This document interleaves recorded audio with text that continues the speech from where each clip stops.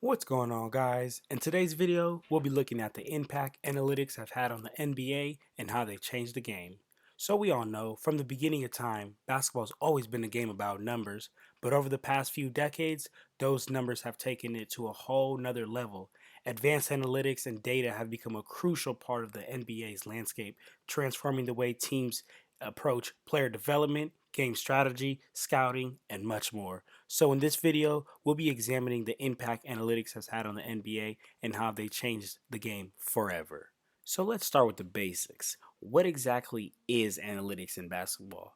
At their core, analytics is a way to measure and analyze a player's performance using advanced stats to see where a player is most efficient and who is he most efficient against. So for example, instead of simply just looking at a player's points per game or rebounds per game or assists, the advanced metrics might take into account their offensive rating, their defensive rating, player efficiency, usage rating, true shooting percentage, on and off court impact. And these are all important because players who can just get to the hoop and score, players like Carmelo Anthony, LeBron James, Kobe Bryant, those players, you can look at those players and quantify or come to a decision as to how good they are just by looking at simply points and rebounds, assists, just the basic stats. But analytics, they give the edge to players who don't get up 20 to 30 shots per game, players who do the dirty work and it's not put on the box score.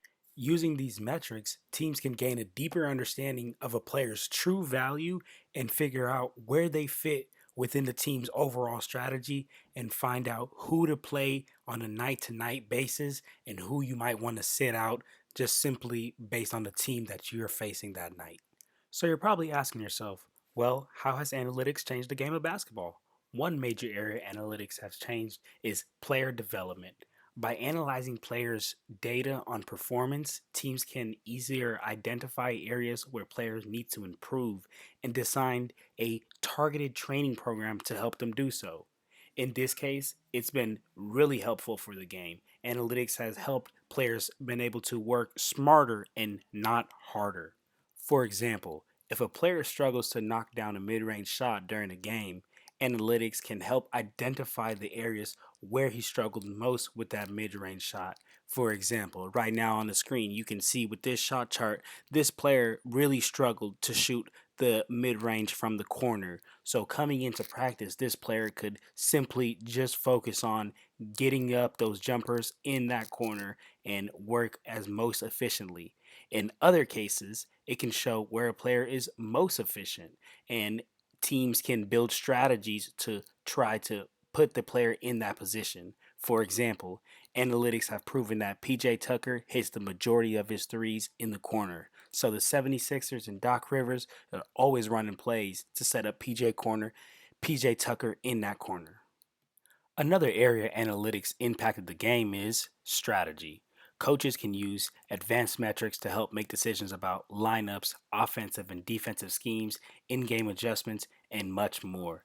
This shot chart right here that we're seeing on the screen shows that today's games, team strategy is to make sure that they up at least 40 plus threes. And if you look at it, analytics made this happen because back in the day, in the early 2000s and Michael Jordan era, teams would never shoot this many threes, but analytics have proven that it is efficient to shoot at least 40 plus threes per game. And coaches can use these analytics to draw up plays to find a player's sweet spot and get them going right from there. Right here, as an example, we see the Warriors' famous elevator screen that they run for Stephen Curry. They get him some off ball action, get him moving around to confuse the defense, and then he cuts up for this elevator screen. Elevator closes, and Stephen Curry gets an open shot right in his sweet spot.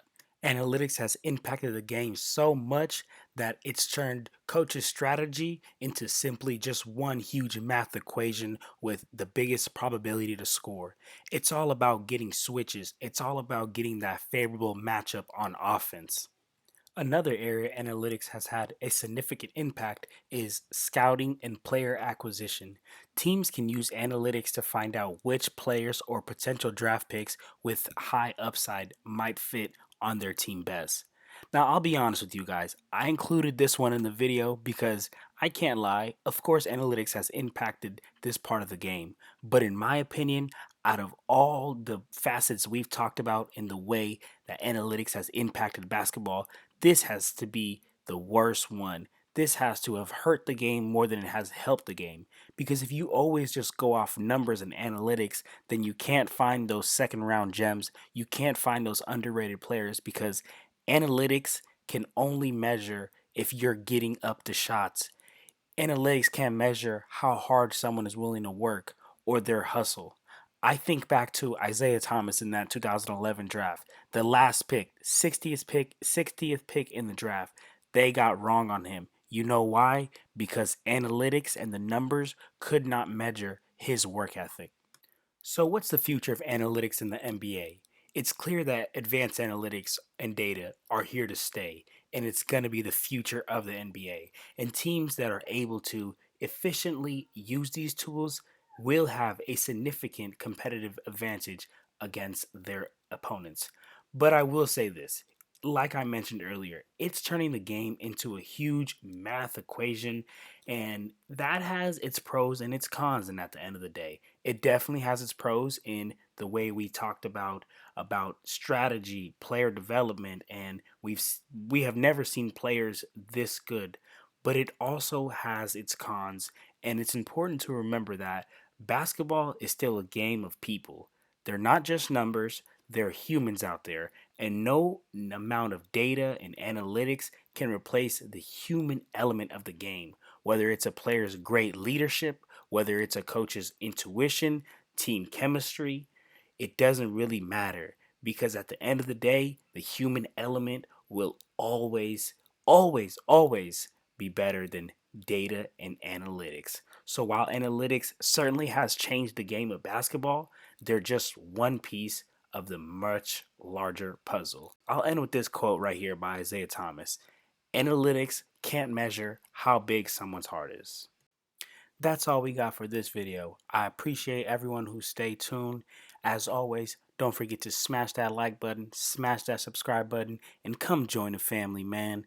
And if you want to check us out on our social media platforms, please do, man. It's at Clutch Talk Pod. Again, it's at Clutch Talk Pod. Go ahead and get at us.